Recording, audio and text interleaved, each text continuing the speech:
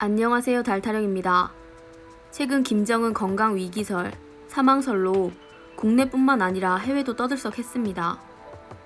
외신에서 처음 제기된 김정은 북한 국무위원장의 건강 이상설을 확대하고 퍼뜨린 곳은 정치권과 일부 언론이었는데요.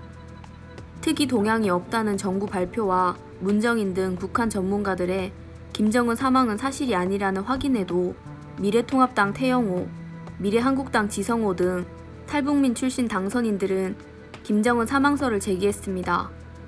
두 당선인은 대북 소식통을 통해 건강 이상설을 확인했다고 밝혔고, 특히 지성호 당선인은 1일 김정은 위원장 사망을 99% 확신한다고까지 했죠.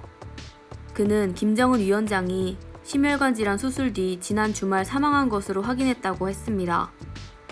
김여정 노동당 제1부부장이 뒤를 잇지 않겠느냐고 전망까지 했는데요. 2일 김정은 위원장이 비료공장 준공식에 참석해 공개 활동을 재개하면서 이 주장은 하루 만에 허위였던 것이 증명됐습니다. 태영호 당선인 역시 건강 이상설을 부추겼는데요.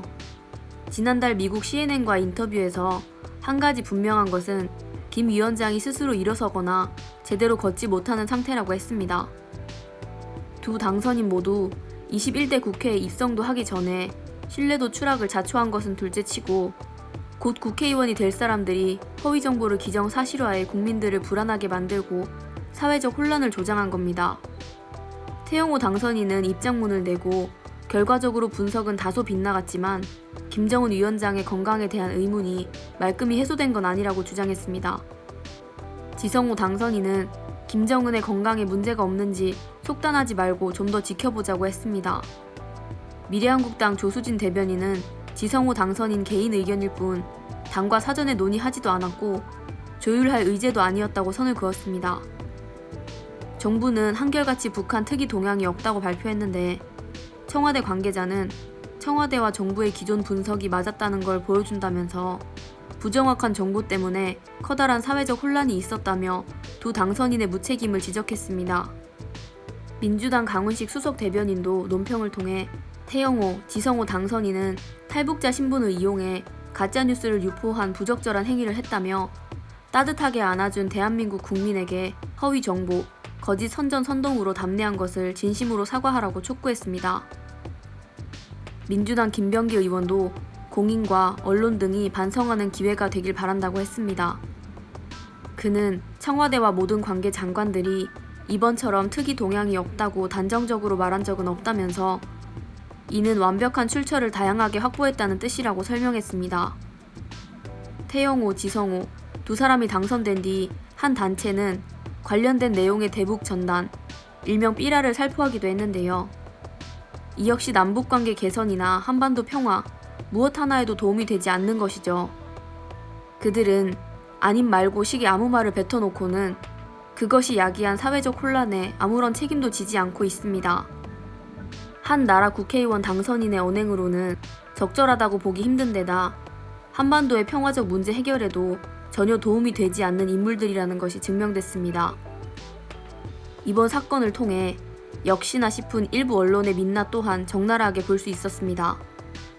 일부 언론은 검증은 하지도 않은 채 잘못된 보도의 사례를 그대로 보여줬는데요. 한창 김정은의 사망설과 사진 기사를 내던 일본의 언론을 실어 날랐으며, 외신의 보도나 태영호, 지성호의 이야기들을 따옴표 안에 기정사실처럼 퍼날랐고, 인기 검색어와 뉴스는 관련 내용들로 도배가 됐습니다. 많은 사람들이 보는 자극적인 기사들을 우르르 따라가며 선동해놓고 이제 와서는 마치 원래부터 제3자였던 듯 자신들은 잘못이 없는 듯 쏙 빠져서 태영호, 지성호만 잘못한 것처럼 얘기하고 있죠. 물론 100% 모든 언론은 아닙니다. 2014년에도 돌던 김정은 위원장 뇌사라는 소위 찌라시가 제대로 검증 없이 그대로 돌고 있다는 잘못을 지적한 일부 언론도 있었습니다. 기본적으로 태영호, 지성호의 잘못된 이야기를 받아 써주고 그들에게 확성기를 대어준 것은 언론이었습니다. 왜 그들의 말 같지도 않은 뇌피셜에 무게를 실어주고 그 정도 양의 보도를 해주었는지 언론 역시 반성하고 책임을 느껴야 할 텐데요. 사실이 드러나고 나서야 인포데믹 때문이라고 하는데 그 인포데믹이 자신들, 일부 언론들 때문이며 그 잘못된 기사들로 남북관계와 국제관계에도 영향을 줄 수 있다는 것을 알아야 할 것입니다.